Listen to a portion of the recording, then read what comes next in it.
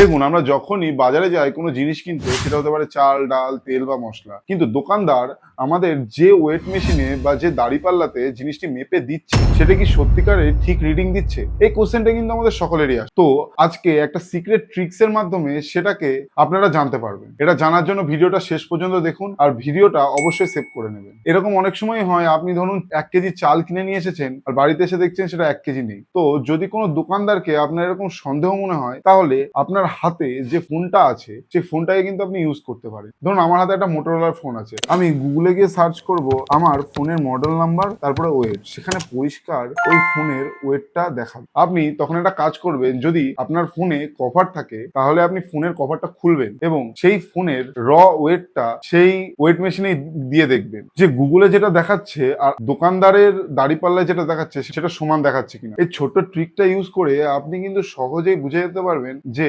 দাঁড়িপাল্লার রিডিংটা ঠিক দিচ্ছে না। টেকনিকটা ভালো লেগে থাকলে অবশ্যই শেয়ার করুন, আর এরকমই নতুন নতুন ইনফরমেশন পেতে আমাদের চ্যানেলটিকে সাবস্ক্রাইব এবং ফলো করে দিন।